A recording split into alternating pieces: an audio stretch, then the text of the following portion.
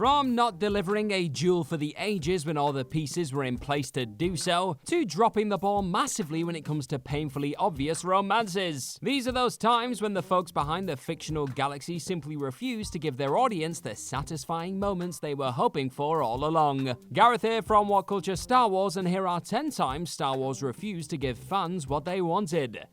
Number 10, the Jedi Force Ghosts assembling, The Rise of Skywalker. J.J. Abrams' attempt to go out with a crowd-pleasing bang still somehow found a way to not deliver a visual that fans the world over were waiting on the edge of their seats to see come to life in the film's closing stages. But at least we got zombified Palpatine, eh? It was during said resurrected Emperor's final moments in Rise of Skywalker, though, that the table seemed to be set for the return of many an iconic Jedi face from the past in Force Ghost form, with Rey channeling all the power of the fallen space wizards in order to overcome her grandpalps. Yet instead of gifting audiences with an instantly iconic shot of the likes of Hayden Christensen, Samuel L. Jackson and Ewan McGregor backing up Rey on the big screen, the call was made to have Daisy Ridley's leading light simply hear those voices instead. Yay! Making matters that little more painful, it was reported that this alternate crowd-popping visual of the returning Jedi stepping back into the universe as Force Ghosts was actually shot before ultimately being cut later down the road. Number 9, really exploring Leia's Force sensitivity, the sequel trilogy. It's safe to say that fans never really got to see General Leia Organa fully explore her Force sensitivity on the big screen. Now sure, there was the odd moment of floating through space with some Force assistance in The Last Jedi, and her training under brother Luke Skywalker was touched upon ever so slightly via flashback in The Rise of Skywalker. But outside of these fleeting instances of Force prowess, and the occasional sensing of her sibling in the original trilogy, next to no screen time is really spent fleshing out Leia's Jedi journey that saw her eventually becoming a powerful Force user in her own right. The fact that Rise of Skywalker bout of ancient lightsaber practice came so late in the day merely felt like a way to appease those who had long been desperate to see the galaxy's favorite princess fulfill the potential the saga had been hinting at for decades. In truth though, all it did was remind fans of what could have and perhaps should have been when it came to this particular icon of the Star Wars franchise. Number 8, explaining how Obi-Wan Kenobi suddenly went grey/white. Obi-Wan Kenobi. Though some would argue that Disney Plus's Obi-Wan Kenobi series may have fallen victim to the House of Mouse and Lucasfilm's new obsession with stretching out their stories to fit the TV mold, the return of Ewan McGregor's beloved Jedi Master still brought with it a ton of heartwarming, fan-friendly developments. But one element fans were undoubtedly hoping to be addressed or at least referenced over the course of Deborah Chow's 6-part Kenobi show was still nowhere to be seen. That being how Kenobi goes from looking like he's in his late 40s and still sporting much of his luscious brown hair color to suddenly being a white-haired space wizard who looks like he's in his late 60s in the time between Revenge of the Sith and A New Hope. Now, should season 2 of the series arrive on the scene in the coming years, there's every chance fans could see Kenobi be drastically altered by some sort of life-draining Force power at some point. For now though, the fact McGregor's Kenobi still looks absolutely nothing like Alec Guinness's version of the icon, with just 9 years between the end of the show and episode 4, is still a source of annoyance for many. Number 7, Darth Maul vs Darth Vader, Rebels. It's surprising and a little bit disappointing to note that Darth Maul and Darth Vader have still never actually collided on the big or small screen, despite the fact both characters were occupying the universe during the same period. There was actually a point when the two red-bladed legends were actually on the verge of crossing paths in the midst of the Rebels series mind, before settling on the concept of having Vader only cross lightsabers with his former Padawan Ahsoka Tano in the season 2 finale. The show's supervising director Dave Filoni once explained how the original plan was to have the former Anakin Skywalker kill off Maul in an epic duel beforehand.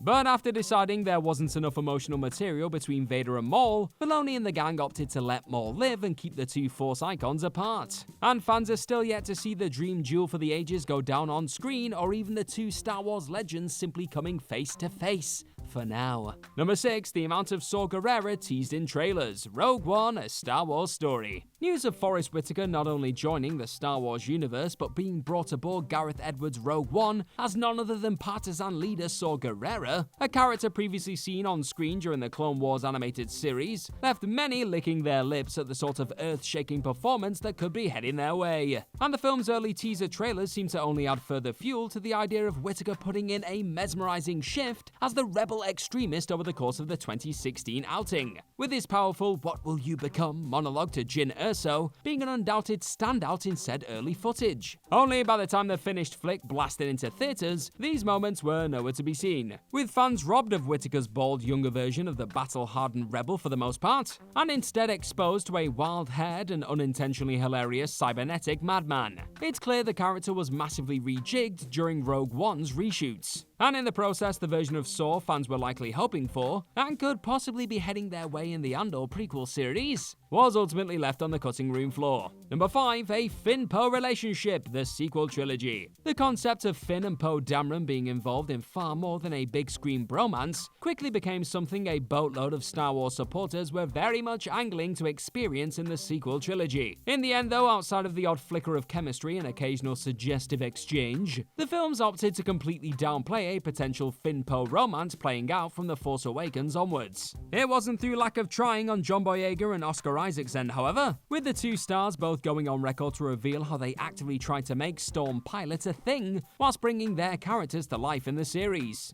Isaac in particular would reveal his frustration at not being able to deliver this current-thinking love story later down the road, noting how I would try to push it a bit in that direction, but the Disney overlords were not ready to do that. And so, Finn-Poe was never given the chance to break new ground within the Star Wars sphere. Number 4, the original trio reunite, The Force Awakens. Along with the unleashing of a number of brand new faces set to lead the franchise throughout its latest trilogy, The Force Awakens also promised the return of 3 of the most beloved characters and actors the Skywalker saga had ever boasted. And while it was positively delightful to witness Han Solo and Chewbacca coaching the next generation, and the legendary smuggler sharing a few loving moments with Leia throughout Episode 7, the fact the central trio of the original trilogy didn't find themselves sharing the screen together for even a few seconds in this sequel starter was borderline unforgivable in the minds of those who lined up with hopes of seeing the icons reunite back in 2015. And fans weren't alone in their desire to see the OG heroes share a moment together either, as Mark Hamill himself would also reveal how he wished he'd been given the chance to step back into the saga earlier than he did in The Force Awakens 2. Telling Fandango's Eric Davis at Star Wars Celebration in 2017 that not having Han, Luke and Leia join together for one last moment in the Twin Suns was a missed opportunity. You can say that again. Number 3, Cad Bane and Boba Fett's epic first duel, The Book of Boba Fett. Finally getting to witness a live-action version of the all-round badass bounty hunter Cad Bane, on top of another long-awaited Star Wars rematch of the century during Disney Plus's recent The Book of Boba Fett series, were both undoubtedly epic moments in a largely disappointing TV spin-off. However, both of these brilliant Boba developments also served as a reminder to fans that they still hadn't been delivered a moment they've been waiting to see properly unfold on screen for an age. As alluded to during Bane and Fett's gripping showdown during said Disney Plus book, the pair once collided many moons ago during the Clone Wars animated series, with the latter receiving his infamous helmet dent during the rival's shootout. Yet this occurrence didn't actually ever make it past the previs stage, as the episode and arc in question wasn't completed before Clone Wars was initially cancelled on Cartoon Network in 2013.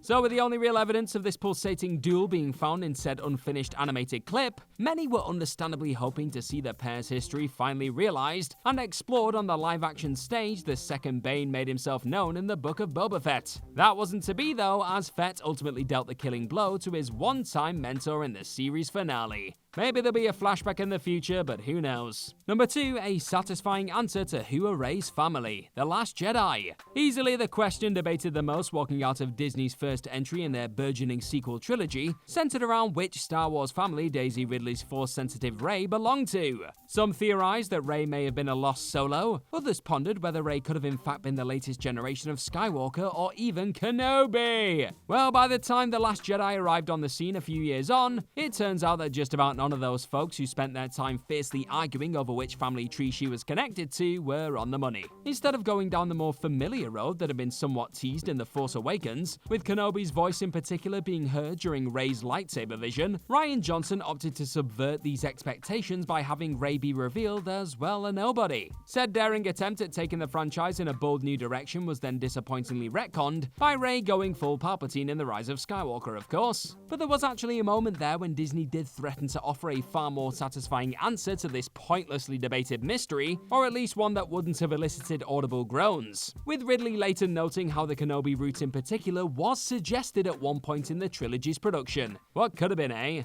Number 1, Darth Maul's live-action return, Obi-Wan Kenobi. Aside from a cameo in Solo, a Star Wars story that ultimately went absolutely nowhere, the red-faced menace hasn't been given the opportunity to strut his live-action stuff since his debut appearance in The Phantom Menace. So the second it became clear that an Obi-Wan Kenobi series would finally be blasting off into hyperspace, fans quickly began crossing their fingers that said live-action show would add yet another compelling chapter to the longtime rival's story. There was actually said to have been an early version of the series that would have seemingly delivered on that Maul potential too, with it being initially reported that Ray Park was on the verge of reprising his legendary role in the show, before director Deborah Chow ultimately confessed that as long as I've been involved, we've never had Darth Maul in any of it. Whatever way you slice it, those hoping to finally see a live-action Maul once again get his hands on Kenobi were still left a little bit underwhelmed by the time this particular Star Wars story was told. And that's our list of any other time Star Wars refused to give fans what they wanted. Let us know all about them in the comment section right down below, and do not forget to like, share, and click on that subscribe button while you're at it. Also, if you like this kind of thing, then head on over to whatculture.com and find some more incredible articles just like the one this video you're watching right now is based on. I've been Gareth from What Culture Star Wars. May the Force be with you as always. Thank you very much for clicking on this video today, and hopefully I'll see you very, very soon. Bye bye!